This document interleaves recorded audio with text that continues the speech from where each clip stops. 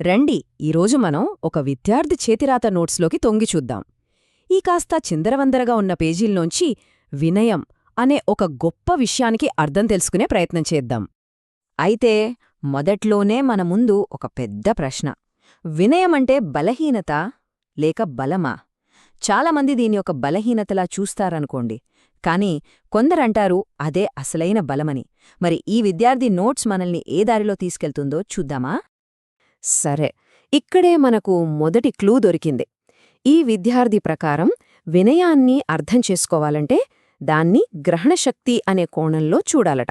బహుశా మన ప్రయాణానికి ఇదే పునాది కావచ్చు. ఇక్కడే ఉంది అసలు విషయం. ఈ విద్యార్థికి అర్థమైందేంటంటే వినయం అంటే మనల్ని మనం తక్కువ చేసుకోవడం కాదు, అస్సలు కాదు. కొత్త విషయాలు నేర్చుకోవడానికి ఎల్లప్పుడూ సిద్ధంగా ఉండటం. అంటే ఇది స్వీయనింద కాదు, ఒక ఓపెన్ మైండ్ అన్నమాట. కేవలం మాటలతో చెప్తే సరిపోదు కదా.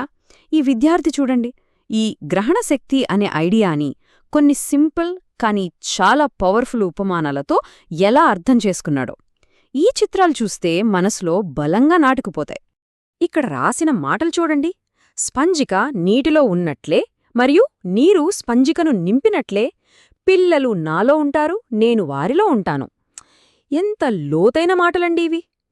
అంటే మన ఉనికిని మనం కోల్పోకుండానే మనకంటే గొప్పదానిలో లీనమైపోవటం. స్పాంజ్ నీటిని ఎలా అయితే పీల్చుకుంటుందో అచ్చం అలాగన్మాట. వినయానికి ఇంతకంటే అందమైన రూపకముంటుందా? చూశారా, ఈ విద్యార్థి ఆ ఆలోచనకు ఎలా ప్రాణం పోసాడో. తన చేత్తో గీసిన ఈ చిన్న బొమ్మలో ఎంత అర్థం ఉందో. విషయం కేవలం ఖాళీగా ఉండటం గురించి కాదు, నింపబడటానికి సిద్ధంగా ఉండటం గురించి. ఈ చిత్రం ఆ మొత్తం సారాంశాన్ని ఒక్క దెబ్బలో పట్టుకుంది. ఇప్పుడు మరో శక్తివంతమైన ఉపమానం వైపు వెళ్దాం. ఇది కేవలం నింపబడటం గురించి కాదు, అంతకు మించి. ఇది పూర్తిగా మారిపోవడం గురించి. ఇక్కడేమంటున్నారంటే, ఒక బొగ్గు ముక్కను తీసుకోండి, నిప్పు దానిలోకి ప్రవేశించనివ్వండి, దాని నల్లరంగు అదృశ్యమవుతుంది, అతన ప్రపంచానికి వెలుగుగా మారతాడు. వావ్! ఈ రెండో చిత్రం చూడండి. ఇది కేవలం నింపబడటాన్నే కాదు, మన ఉనికినే మార్చే పరివర్తనను చూపిస్తోంది. ఒక నల్ల బొగ్గు ముక్క స్వయంగా ఒక కాంతి వనరుగా ఎలా మారగలదో చూపిస్తోంది. అంటే ఇది విషయాన్ని ఇంకో లెవెల్కి తీసుకెళ్తుంది కదూ. సరే, ఈ ఉపమానాలు అద్భుతంగా ఉన్నాయి. కాని వీటి తర్వాత విద్యార్థి నోట్స్ ఒక నిజ జీవిత ఉదాహరణ వైపు మళ్ళింది. అంటే సిద్ధాంతం నుండి ఆచరణలోకి అన్మాట. నేను తగ్గాలి అనే ఈ మాటల వెనుక ఉన్న అసలు కదేంటి చూద్దాం.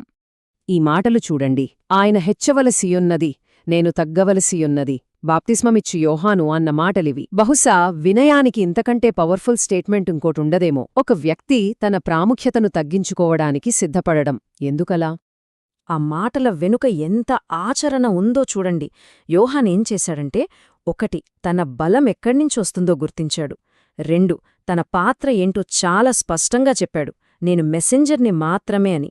3 ఇంకొకరి ఎదుగుదలను చూసి సంతోషించాడు. 4 సమయం వచ్చినప్పుడు చాలా హుందాగా పక్కకు తప్పుకున్నాడు. దీన్ని బట్టి అర్థమైతోంది కదా, అది కేవలం ఒక వాక్యం కాదు, అదొక జీవన విధానమని. ఇప్పటివరకు వ్యక్తిగత వినయం గురించి చూశాం.